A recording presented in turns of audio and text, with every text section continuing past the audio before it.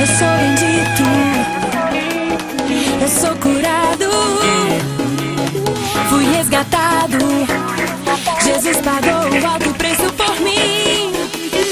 O meu passado foi apagado. Estou vivendo a nova vida que Deus tem para mim. Estou firmado numa rocha, fortalecido em seu amor. Não olho pra trás, não penso em desistir. Agora sei que Cristo para me curar.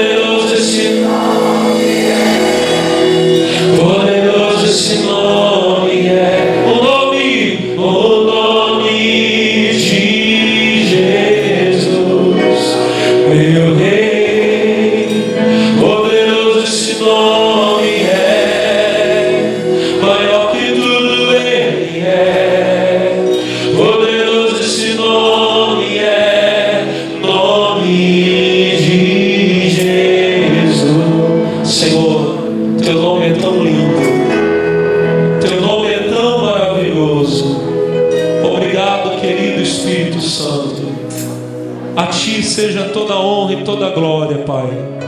Fala conosco aqui hoje nesse lugar. Nós te pedimos em o nome de Jesus. Toda a igreja diga glória a Deus, diga amém. E pode aplaudir ao Senhor.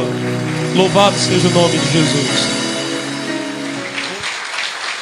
Oh, amigos, louvado seja o nome do Senhor Jesus. Você que está recebendo esse culto agora na sua casa, seja bem-vindo. Essa aqui é a reunião dos filhos de Deus, da sede da Igreja Internacional da Graça de Deus em Taubaté. Estamos aqui hoje reunidos num dia de fé e eu convido você a ficar conosco, a receber essa palavra no seu coração. O Espírito Santo de Deus vai falar com você e você será abençoado em nome de Jesus. Os filhos de Deus já estão aqui na fé. Quem está na fé, diga glória a Deus. O Senhor tem uma palavra boa para nós aqui. Vamos para Romanos, por favor, capítulo 8. Carta do nosso irmão Paulo aos Romanos, capítulo 8. O verso de número 14. Carta de Paulo aos Romanos, capítulo 8, verso 14. Quem encontrou, diga glória a Deus. Porque todos os que são guiados pelo Espírito de Deus, esses são filhos de Deus. Amém. Irmãos, a gente pode aqui, sem problema, sem adulterar o texto, inverter as palavras, e a gente não vai estar mudando vamos dizer assim, o sentido daquilo que a palavra de Deus quer dizer. Nós lemos ali que todos os que são guiados pelo Espírito de Deus são filhos. Então nós podemos dizer que os filhos de Deus são guiados pelo Espírito Santo, pelo Espírito de Deus. A gente não criou nenhum problema no texto. O texto diz: todos os que são guiados pelo Espírito de Deus, esses são filhos de Deus. Como é que você conhece um filho de Deus? O filho de Deus, a filha de Deus, ele é guiado pelo Espírito de Deus, pelo Espírito Santo. Mas nós podemos também dizer que os filhos de Deus são guiados pelo Espírito Santo. Você é de Deus? Você é filho de Deus? Em primeiro lugar, você tem que ter certeza se você é filho de Deus. Como é que eu sei, pastor, que eu sou filho de Deus? João capítulo 1, verso 11, diz assim, Evangelho de João 1,11 diz que ele, Jesus, nosso Senhor, veio para os seus, e os seus não o receberam, mas todos quantos o receberam, a estes ele deu o poder de serem feitos filhos de Deus aos que creem no seu nome. Você, irmãozinho, irmãzinha, você não nasceu filho de Deus do seu primeiro nascimento. O seu primeiro nascimento, você nasceu da vontade da carne. Seu pai conheceu sua mãe, e pela vontade dos dois você veio ao mundo. E em João 3 a Bíblia diz que aquele que é nascido da carne é carne. Então, no seu primeiro nascimento, da vontade do teu pai e da tua mãe, do desejo de um homem para com uma mulher, da vontade da carne, você nasceu. E nasceu semelhante à carne. Você nasceu filho de Adão, tendo a natureza do pecado, e conforme você foi crescendo, tornando-se mais velho, você foi se inclinando mais e mais para o pecado. Até o dia que você recebeu a palavra de Deus. Ao receber a palavra, você na verdade estava recebendo Jesus. O que é receber Jesus? Receber Jesus é entregar a sua vida ao Senhor. Olha para o pastor, entregar a sua vida ao Senhor e aceitar tudo aquilo que a palavra de Deus diz. Em João capítulo 1, versículo 1 está escrito que no princípio era o verbo. O verbo estava com Deus, o verbo era Deus. Ele estava no princípio com Deus. Todas as coisas foram feitas por Ele e sem Ele nada do que foi feito se fez. Quem é esse verbo, essa palavra, que é Deus e que criou todas as coisas? É o Senhor Jesus. Se você continuar lendo um pouquinho mais à frente, a Bíblia diz que o verbo se fez carne e habitou entre nós. Esse verbo é Jesus. Quando você aceita a palavra de Deus, você aceita o verbo de Deus, você está recebendo Jesus. Ao aceitar Jesus, você se torna um filho de Deus. E a partir de então, Deus reconhece você como filho. Irmãos, todos aqueles que ainda não entregaram a vida a Jesus, que ainda não creem no nome de Jesus, esses ainda não são reconhecidos por Deus como filhos. Em João 8,44, o Senhor Jesus estava repreendendo os fariseus, e ele disse assim: vós tendes por pai o diabo, e quereis satisfazer o desejo, a vontade do vosso pai. Ele foi homicida desde o princípio, nunca se firmou na verdade. Quando fala da mentira, fala do que lhe é próprio, porque é mentiroso e pai da mentira. Jesus apresentou o diabo, mas Jesus também apresentou alguns que eram filhos do diabo. Ele falou para os religiosos: vocês são filhos do diabo, vós tendes por pai o diabo. Então não se surpreenda, o diabo tem filhos. Lá em Mateus, no capítulo 13, Jesus ele conta a famosa parábola do trigo e do joio. Depois Jesus explica. Ele falou que o Senhor lançou a boa semente na terra dele, mas à noite, enquanto todos dormiam, veio o inimigo e lançou o joio.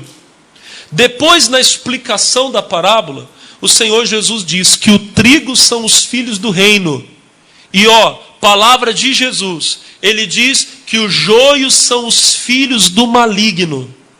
Então o maligno tem filhos, o diabo tem filhos. Quem são os filhos do maligno? São todos aqueles que ainda não passaram pela porta, que ainda não entregaram a vida a Jesus, ainda não o receberam como Salvador. É importante a gente sempre falar disso, pessoal, por mais que você já tenha ouvido isso. Porque sempre tem alguns que vão dizer assim: todos são filhos de Deus. O diabo quer que você se sinta confortável vivendo no pecado e achando que Deus te vê como filho, simplesmente porque você existe. Então se eu vim a esse mundo, é porque certamente eu sou filho de Deus. Não, Os filhos de Deus são aqueles que receberam a Jesus como Salvador de suas vidas. Deixa eu perguntar para você que está aqui. Você já recebeu Jesus como seu Salvador? Se você está aqui e não recebeu, entregue a tua vida a Jesus. Você que está em casa, se você ainda não entregou a vida a Jesus, entregue, para que você possa tornar-se um filho de Deus. Amém? Aí nós voltamos para o nosso texto de início, João 8,14. Os filhos de Deus, eles são dirigidos pelo Espírito de Deus. O que está escrito lá? Porque todos os que são guiados pelo Espírito de Deus, esses são filhos de Deus. E aqui eu queria começar o nosso entendimento principal. Se você é filho de Deus, você tem que permitir que o Espírito Santo te guie, te dirija. Você tem que aprender a aceitar a vontade de Deus para a sua vida. Tem muita gente, irmão, que é de Deus, mas ela ainda não entendeu que ela é dirigida pelo Espírito Santo. Ou seja, que tudo que ela passa na vida dela é pela permissão de Deus. Os lugares, irmão, por onde você já passou, e o lugar em que você está agora, nesse momento da sua vida, você está pela direção do Espírito Santo. A não ser que você esteja na prática descarada do pecado e resistindo a Deus. Aí pode ser que você esteja fora da vontade de Deus, ou talvez na vontade permissiva de Deus. Mas se você é um filho de Deus, quem é filho de Deus aqui? Se você tem certeza, pastor, eu sou um filho de Deus, então em todos os seus caminhos você está sendo guiado pelo Espírito Santo. E nem sempre o Espírito Santo, ele vai nos guiar, ele vai nos colocar num lugar que seja necessariamente agradável à nossa carne. Ele sempre vai nos guiar para um lugar que seja agradável a Deus, para que nós possamos cumprir a vontade de quem? De Deus. Amém, pessoal? Para que nós possamos cumprir a vontade de quem? De Deus. Então, aonde você chegar, lembre-se disso.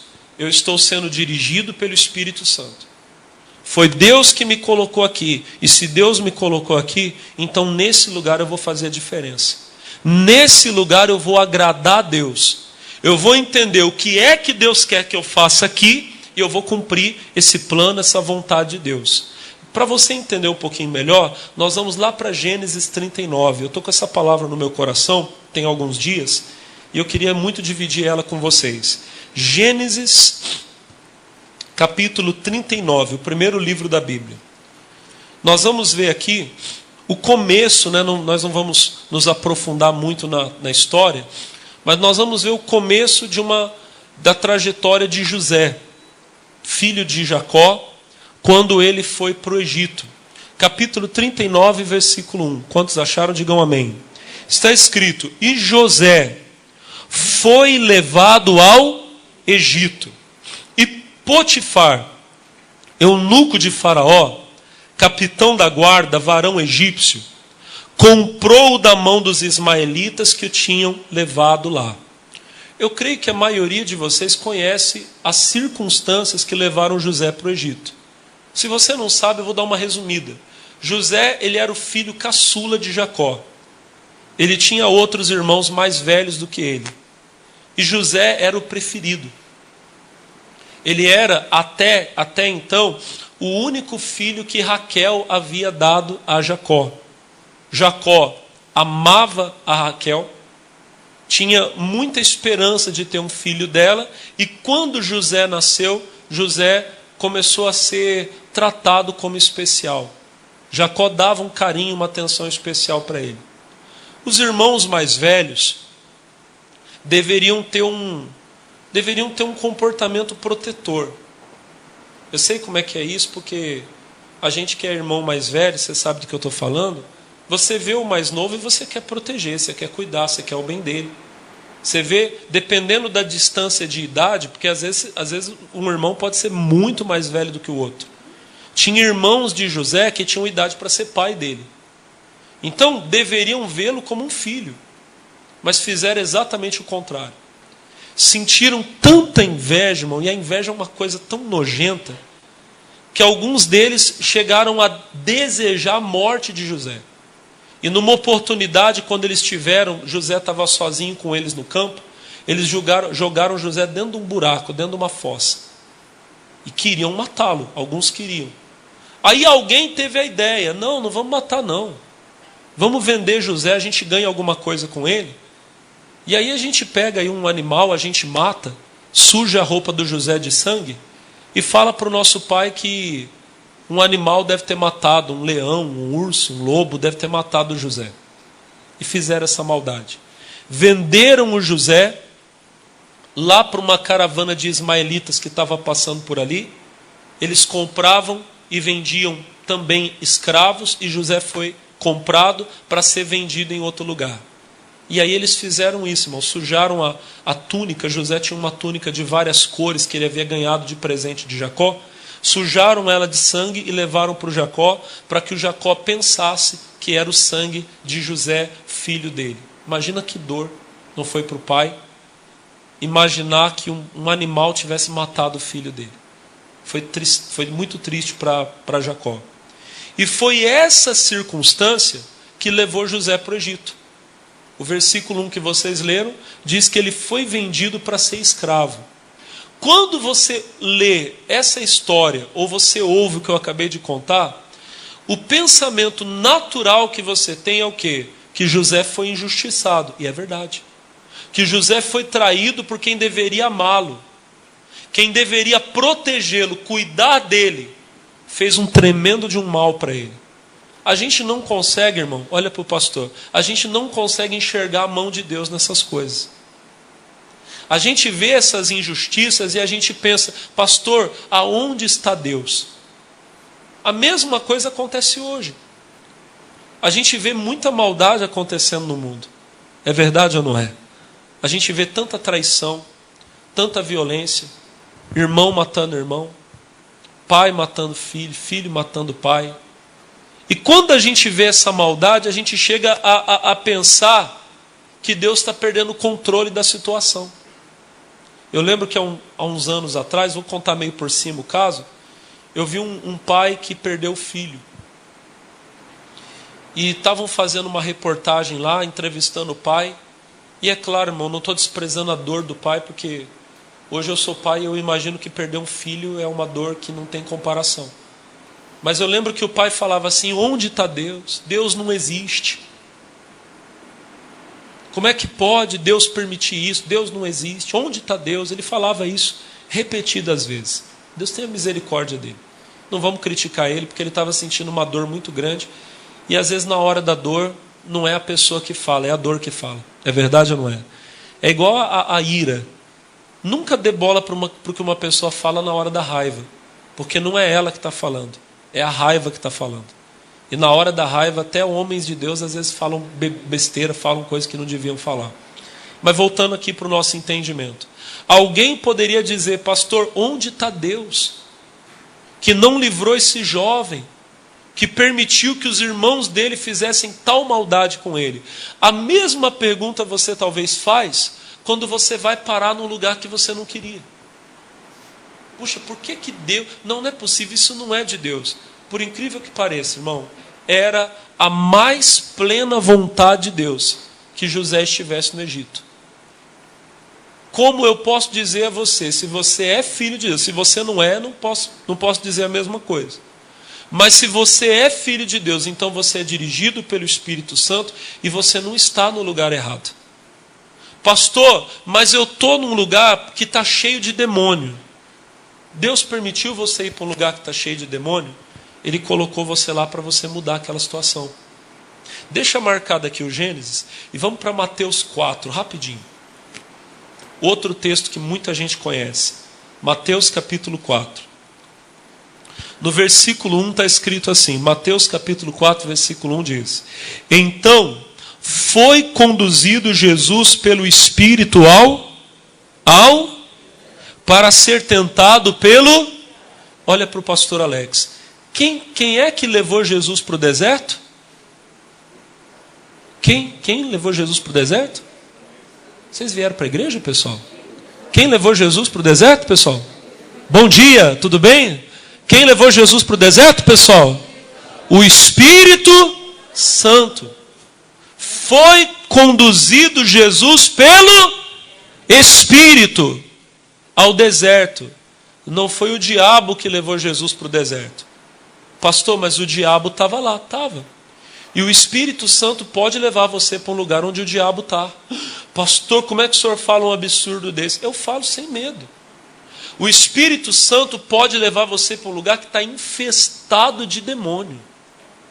Pastor, mas para quê? Para me ver sofrer? Para me ver chorar? Não, olha para o pastor. Para você arrancar o demônio que está ali. Para você arrancar a casta de demônios que ali está. E fazer aquele lugar se tornar um pedacinho do céu. Vai um pouquinho para frente no versículo 10. Capítulo 4, versículo 10. Então disse-lhe Jesus: vai-te, Satanás, porque está escrito: ao Senhor teu Deus adorarás e só a Ele. Olha para mim. Se o Espírito Santo te levou para um lugar e o diabo está lá, o demônio está lá, você pode saber, ele não te colocou ali para você ter que suportar aquele demônio, mas ele colocou você ali para você expulsar aquele demônio. Jesus foi para o deserto, o diabo estava lá. E o que Jesus fez? Jesus expulsou o diabo de lá. Como é que Jesus falou? Vai-te, vai-te. O que Jesus estava fazendo? Estava o quê? Expulsando. E sabe o que aconteceu depois que Jesus expulsou o diabo e ele foi embora? Olha o versículo 11, capítulo 4, versículo 11. Então o diabo o deixou, e eis que chegaram os anjos e o serviram. Você crê que quando você chegar lá no céu vai estar cheio de anjo lá? Então aquele lugarzinho lá no meio do deserto, depois que o diabo saiu, virou um pedacinho do céu. A sua casa pode se tornar um pedacinho do céu. O lugar onde você trabalha, pastor, mas tem demônio lá. Expulsa o demônio em nome de Jesus. Arranque ele de lá. Os anjos de Deus vão chegar e, meu irmão, você vai ser servido por Deus, você vai ser abençoado. Quem crê, diga amém. Algumas vezes, o Espírito Santo, irmão, pode levar você para um lugar onde tem um monte de gente perdida. Um monte de gente, meu irmão, que está atribulada, morta espiritualmente. Eu era pastor aqui de São José, e uma senhora me ligou à noite, eu estava fazendo um programa de rádio. E ela me ligou e falou: ai, pastor, eu pedi tanto para Deus abrir uma porta de emprego para mim. E Deus abriu, aliás, ela falou assim: eu consegui um emprego, mas eu não acredito que é de Deus. Eu falei: por quê, minha irmã? Ai, pastor, porque não tem um crente aqui. Todo mundo é do mundo. Eu falei para ela, acho que ela não deve ter entendido. Eu falei: ô, minha irmã, glória a Deus. Falei ao vivo. Mas glória a Deus por quê, pastor? Eu estou falando que não tem ninguém. Falei: minha irmã, se a senhora estivesse trabalhando num lugar onde só tem gente de Deus, a senhora ia chover no molhado. Ia pregar para quem? Para quem já é conhecedor da palavra? Assim, Deus colocou a senhora aí para a senhora ser testemunha para esse povo. A senhora tem o que eles precisam, a senhora tem a palavra de Deus. Em Ezequiel 37, vocês conhecem também. Ezequiel 37, palavra que vocês conhecem tão bem. Capítulo 37, versículo 1. Está escrito assim: veio sobre mim a mão de quem? A mão de quem? Olha para o pastor. Não era o diabo, não. Era a mão de Deus, a mão do Senhor. E o Senhor me levou em espírito e me pôs no meio de um vale que estava cheio de ossos. 2. E me fez andar ao redor deles. E eis que eram muito numerosos sobre a face do vale e estavam o quê, pessoal? Sequíssimos. Então, em primeiro lugar, Ezequiel foi levado por Deus para um lugar onde não havia vida. Estava cheio de ossos. E a morte já tinha passado por ali há muito tempo. Porque quando Ezequiel começou a andar por no meio daqueles ossos, ele viu que os ossos estavam sequíssimos. Um osso, me perdoa o que eu vou falar aqui, acho que não tem grosseria no que eu vou falar. Uma ossada, quando ela está recente, ela não é seca, ela é meio úmida. Eu lembro de uma vez, quando eu era criança, meu pai me mandou ir no açougue para buscar osso para o cachorro. E eu lembro que o osso estava bem molhadinho ainda, assim, bem... Né? Eu nunca comi, mas o Alex gosta de comer sopa do que? Ele faz para tirar aquele tutano, né? Então o osso ele ainda tem uns negócios ali ainda que dá para aproveitar. O Alex gosta. Eu não sei, acho que eu não sei, não vou nem dizer que se eu gosto, se eu não gosto, porque eu nunca comi, né? Mas um osso, depois que ele já está há muito tempo exposto, ele vai secando, secando, secando. Então a morte já havia passado por ali há muito tempo. Fazia tempo que o negócio, que a morte tinha passado por ali. E Ezequiel, irmão, no meio daquela situação, Deus perguntou a ele: filho do homem, poderão viver esses ossos? Ezequiel respondeu: Senhor Jeová, o Senhor sabe. E o que Deus mandou Ezequiel fazer? Profetiza. Vamos ler o versículo 4, 37, 4. Então me disse: profetiza sobre esses ossos, e dize-lhes: ossos secos, ouvi a palavra do... Irmão, Deus te colocou no meio dos ossos secos para eles poderem ouvir a voz do Senhor. Se Deus te colocou num lugar onde só tem gente perdida, é um monte de osso seco, irmão, começa a profetizar.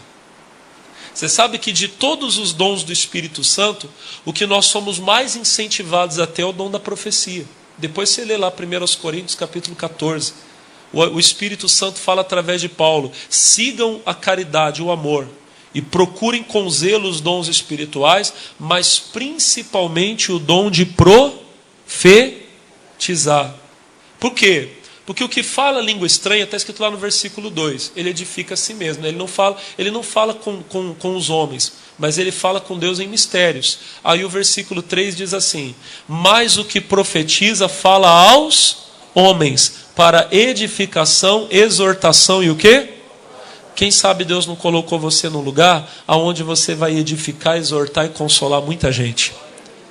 Não fica triste não, pastor, eu estou no meio dos ossos secos. Deus te colocou lá para você mudar a vida daquelas pessoas. Se Deus te levou para um lugar, irmão, onde só tem osso seco, começa a profetizar. Sabe o que vai acontecer? Versículo 10, diz assim: e profetizei como ele me deu ordem.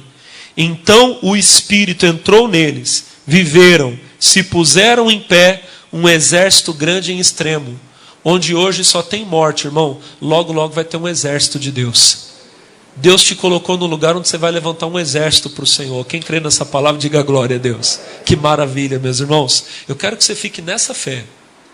José foi para aquele lugar, ele poderia ter dito: não foi Deus que me colocou aqui, mas foi. Mas foi.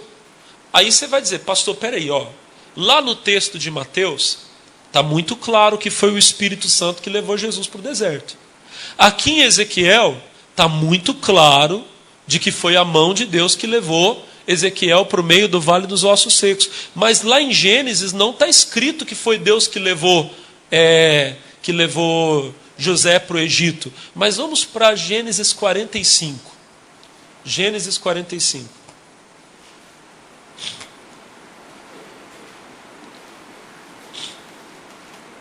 Gênesis 45 aconteceu depois que José já não era nem escravo nem prisioneiro, quando ele já era governador. Os irmãos dele foram até o Egito para comprar comida, porque em toda a terra só tinha alimento no Egito. E José, meu irmão, viu os irmãos não o reconheceram, e José não se deu logo a conhecer aos irmãos dele. Primeiro ele provou os irmãos, ele foi vendo se havia arrependimento. Quando ele descobriu que os irmãos preferiam ficar no Egito e morrer do que entregar o filho caçula, ele viu que eles tinham se arrependido. Então ele se apresentou aos irmãos dele. Está aqui no capítulo 45, versículo de número 3. E disse José aos seus irmãos: eu sou José. Vive ainda meu pai? E os seus irmãos não lhe puderam responder, porque estavam pasmados diante da sua face. Irmão, José, eu não sei se ele estava usando... Parece que os egípcios usavam umas perucas, né? Não sei. Eu não sei se José estava usando e de repente ele tirou. E ele falou: olha, eu sou José, meu pai ainda vive. E os irmãos ficaram tão assim, pasmos, que eles não tinham o que responder a José. Naquela hora, irmão, a cara deles deve ter caído. Eles devem ter lembrado de toda a maldade que eles tinham feito. A culpa, meu irmão, deve ter doído forte no coração deles. Mas olha o que José falou para os irmãos. Capítulo 45, versículo 4. E disse José aos seus irmãos: peço-vos, chegai-vos a mim. E chegaram-se. Então disse ele: eu sou José, vosso irmão, a quem vendestes para o Egito. Mas olha o que ele fala agora. Agora, pois, não vos entristeçais, nem vos pese aos vossos olhos por me haverdes vendido para cá, porque para a conservação da vida Deus me enviou diante da vossa face. 6. Pois já houve 2 anos de fome no meio da terra, ainda restam 5 anos em que não haverá lavoura nem cega, pelo que Deus me enviou diante da vossa face, para conservar vossa sucessão na terra, para guardar-vos em vida para um grande livramento. Olha o 8, o 8 é lindo. Assim, não fostes vós que me enviastes para cá, mas quem? Senão Deus. Ou seja, foi Deus que me mandou, que me tem posto por pai de Faraó. Aqui basta para nós, olha para mim. O que José está dizendo? Foi Deus que me mandou para cá. O que não estava muito claro lá no capítulo 39, ficou totalmente claro aqui no 45. José disse: não foram vocês que me mandaram para cá, foi Deus que me mandou para cá. E por que Deus tinha colocado José ali? Porque Deus sabia o que iria acontecer no futuro. Irmão, Deus sabe do dia de amanhã. Você pode estar hoje numa situação que é meio desagradável, mas Deus te colocou ali porque no futuro Ele tem uma grande bênção. Ele tem algo grande preparado para você. Quantas vezes eu já vi servos de Deus chegarem em lugares e eles perguntarem: Deus, por que eu vim parar aqui? E depois, irmão, eles descobrirem que ali estava a maior bênção deles. Ali estava o grande livramento, ali foi o lugar onde Deus exaltou. O próprio José disse: Deus me fez crescer na terra da minha aflição. Talvez a terra onde hoje você está sendo afligido é o lugar onde Deus vai te promover, onde Ele vai te abençoar. Quem está entendendo, diga glória a Deus. Agora, irmão, para você vencer, você precisa ser uma pessoa abençoada. Olha para o irmão e fala: você tem que ser abençoado, irmão. Vamos voltar lá para o capítulo 39? Deixa eu só mostrar mais uma coisa rapidinho para vocês. 39, versículo 2. 39, versículo 2. O que está escrito? E o Senhor estava com José, e foi varão próspero, e estava na casa do seu senhor egípcio. Olha para mim, José prosperou, irmãos. Ah, pastor, ele prosperou mesmo, ele virou governador. Não. Antes de ser governador do Egito, ele já foi homem próspero. E aonde ele foi próspero? Na casa do senhor dele, ou seja, aonde ele era escravo. Como é que uma pessoa consegue prosperar sendo escrava? O segredo está no comecinho do versículo. E o Senhor estava com... Aprende isso aqui que eu vou te falar. Ó. Não importa onde você está, importa quem está com você. Deus está com você? Se Deus é por nós, irmão, se Deus está com você, você vence até no lugar mais difícil. Você pode chegar num lugar e dizer: pastor, aqui eu sou como um escravo. Pode ser que você seja, mas ali Deus vai te honrar. Sabe por quê? Porque todo mundo vai reconhecer que Deus está com você. Eles verão que aonde você põe a mão, você é abençoado, você prospera. Olha o versículo 3, ó. Vendo, pois, o seu senhor, que o Senhor estava com ele. Olha aqui, o Potifar olhou para José e viu que Deus estava com José. Deixa eu perguntar, seus vizinhos, sua família, as pessoas que trabalham, que estudam com você, elas veem Deus em você? Elas veem que Deus está em você? Ah, pastor, todo mundo sabe que eu sou da igreja. Não é isso que eu estou perguntando. Porque, irmão, entrar na igreja, qualquer um entra. A porta está aberta ali. O que é que mostra, o que é que revela que Deus está com você? Ó, vendo, pois, o seu Senhor, que o Senhor estava com ele, ó, e que tudo que ele fazia, o Senhor prosperava em sua... Como é que você sabe que Deus está com uma pessoa? Aonde ela põe a mão, Deus abençoa. A pessoa que Deus está com ela, ela tem a mão abençoada, irmão. Tinha um pastor amigo meu que ele falava que a pessoa que é abençoada, ela põe a mão no tijolo e faz virar uma barra de ouro. É verdade. Ela chega no lugar onde está tudo errado, ela conserta tudo, resolve tudo. Ela chega no lugar onde tem o demônio, ela expulsa o demônio. Ela chega no lugar onde tem osso seco, ela começa a profetizar, daqui a pouco tem um exército de Deus. Diga glória a Deus. É tão bonito isso, irmão. Eu vou falar para você de ministério. Eu acho tão lindo, obra de Deus. Eu acho tão lindo, irmão, quando a gente manda um pastor para um lugar, e às vezes o pastor chega numa cidadezinha pequena, lugar difícil, mas ele chega lá e ele faz a diferença. Sabe? Ele chega lá, meu irmão, e ele começa a trabalhar e Deus abençoa, Deus levanta ele. Não vou contar para você onde foi, não.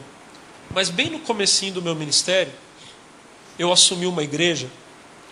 Eu estava num salão lindo, irmão, grande, bonito. Teve uma necessidade, eu fui. E eu fiquei 1 mês nesse lugar. A igreja tinha estacionamento.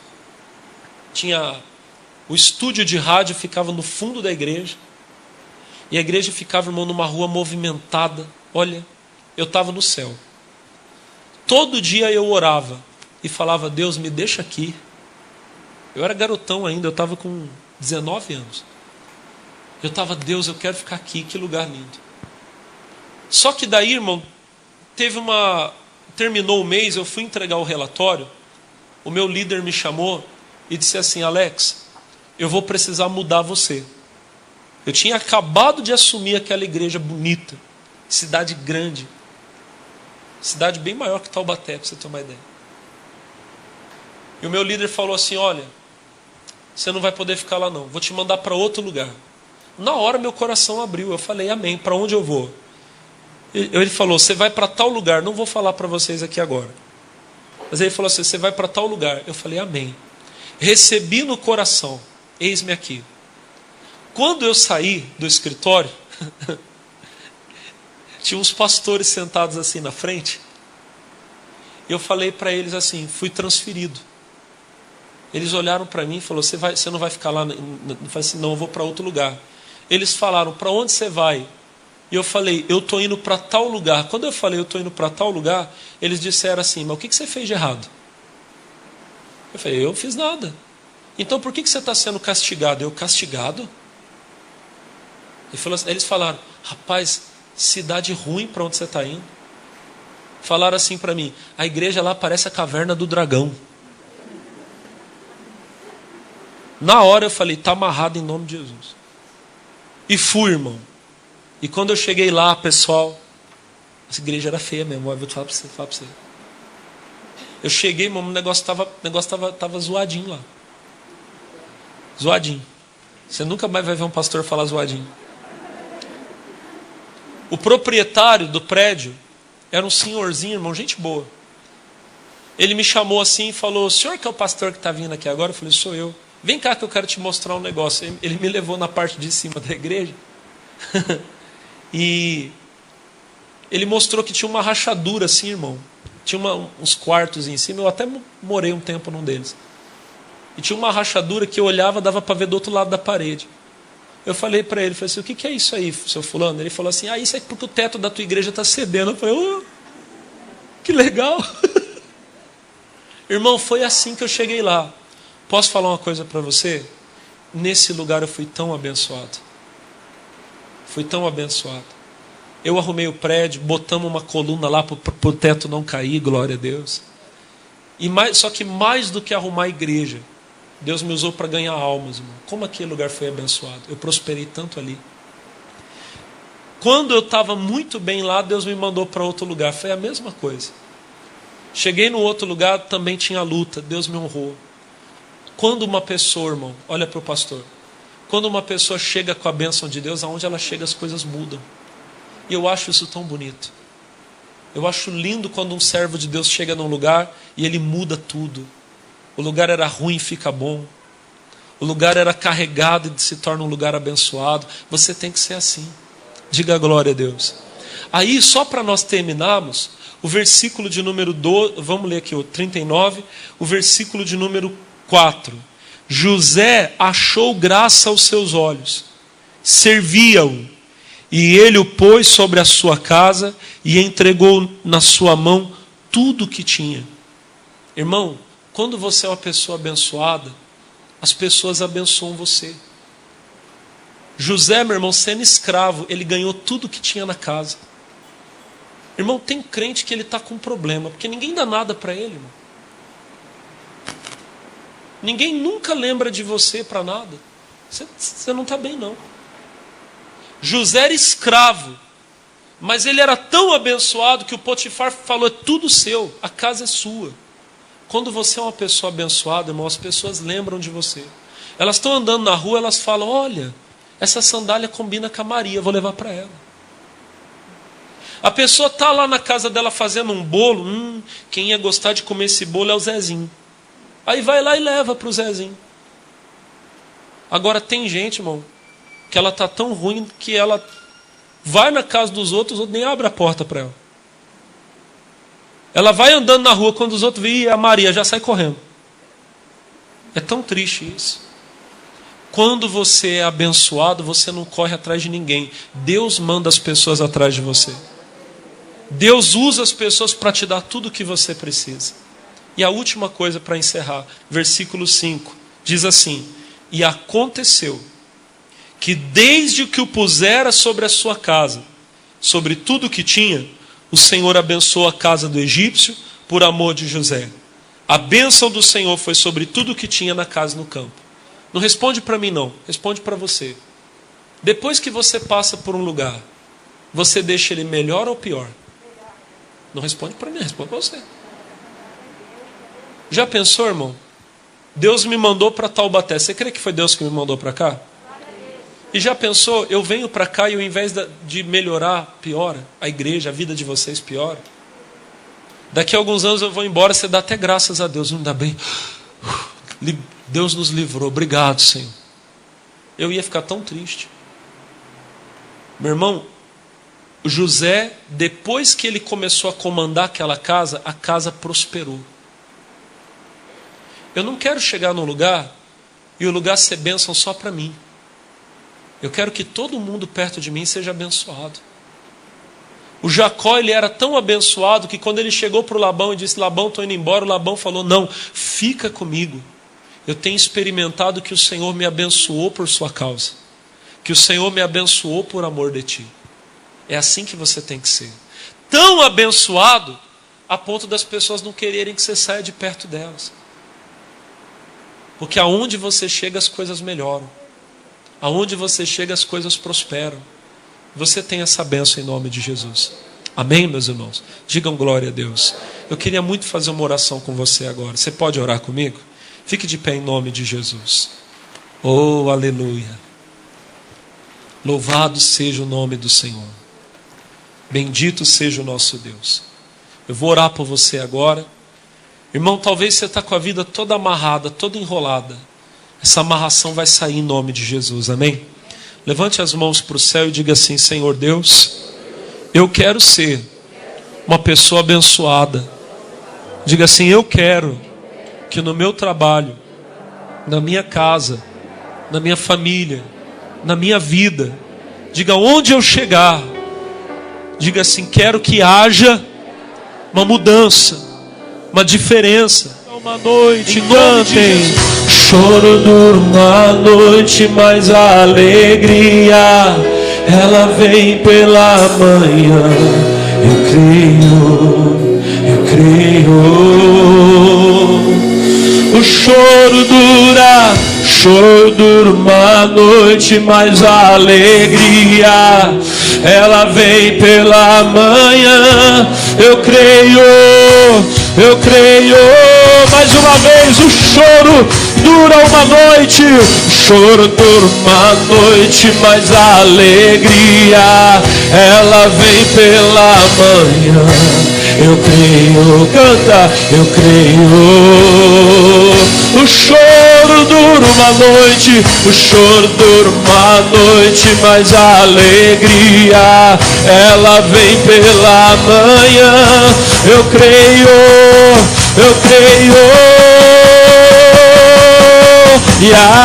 ainda que a figueira não floresça e não haja fruto na vide e o produto da oliveira minta, todavia me alegrarei, todavia me alegra.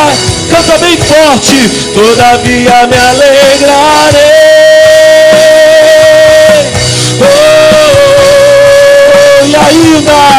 E ainda que a figueira não floresça e não haja fruto na vide e o produto da oliveira minta, todavia me todavia me alegrarei, todavia me alegrarei.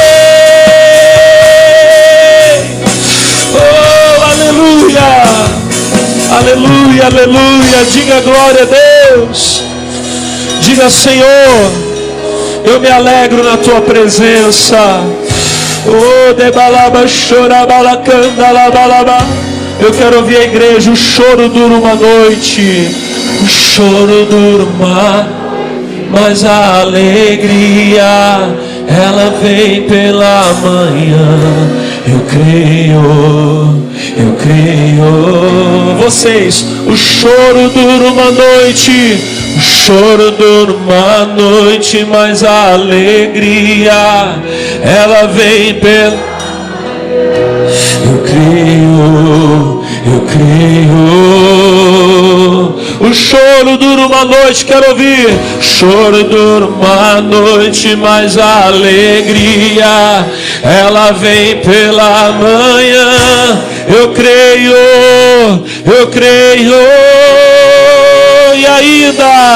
E ainda que a figueira não flor e não haja e o produto da oliveira minta, todavia me alegrarei. Canta, todavia me alegrarei, bem forte, todavia me alegrarei.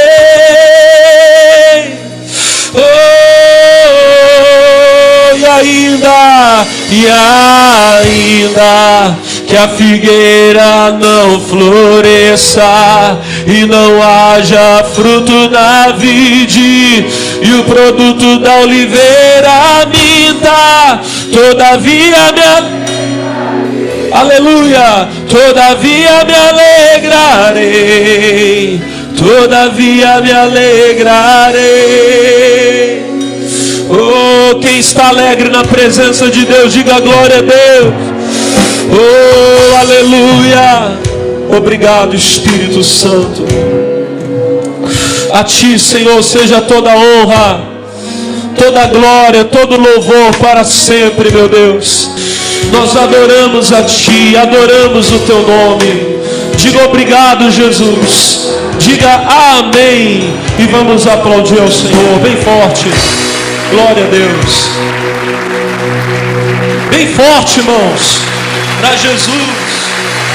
Diga glória a Deus. Aleluia. Amigos, louvado seja o nome do Senhor Jesus. Deixa eu falar para você.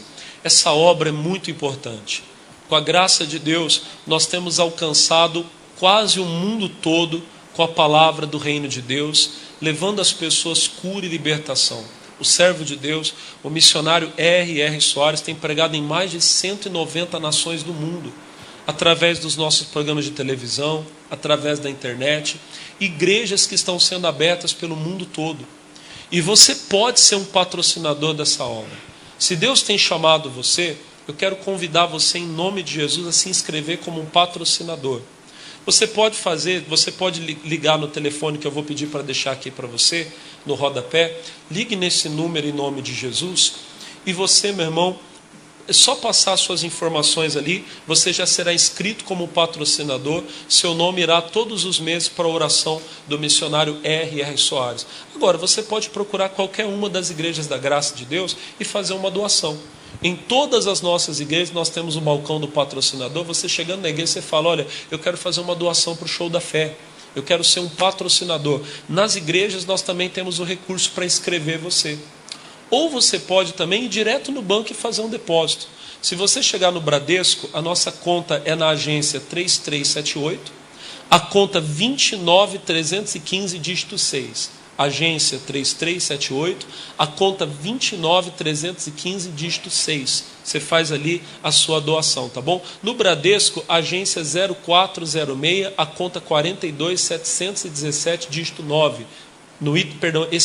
Essa que eu falei agora no Itaú, tá bom? No Itaú, agência 0406, a conta 42717, dígito 9. E nós temos outras contas também que eu vou pedir para colocar aqui para você, tá bom? Para que você possa também fazer a sua doação especial. Vocês que estão aí assistindo, participando conosco dessa reunião, eu quero falar com você que a nossa igreja, ela está situada aqui no centro da cidade de Taubaté, na Avenida Granadeiro Guimarães, 416. Avenida Granadeiro Guimarães, 416.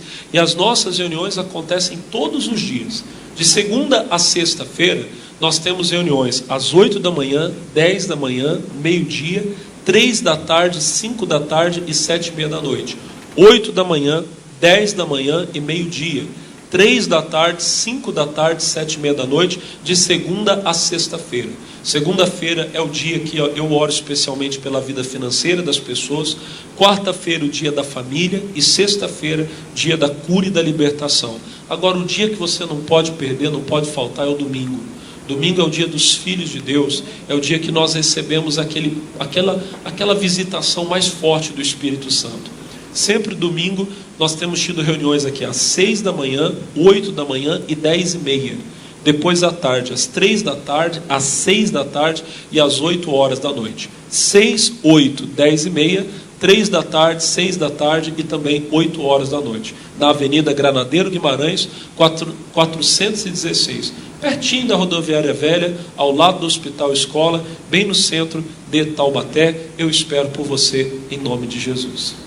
Eu quero convidar você para me acompanhar nas redes sociais. Você pode me acompanhar pelo Facebook, pelo Instagram. É facinho, é só você colocar lá Alex de Lima e você já vai poder acompanhar as reuniões que nós fazemos aqui. Inclusive, pelo Facebook eu transmito ao vivo os cultos aqui na igreja, sempre às quartas, às sextas e aos domingos. As reuniões principais que eu faço, eu transmito ao vivo para que os amigos possam assistir em casa.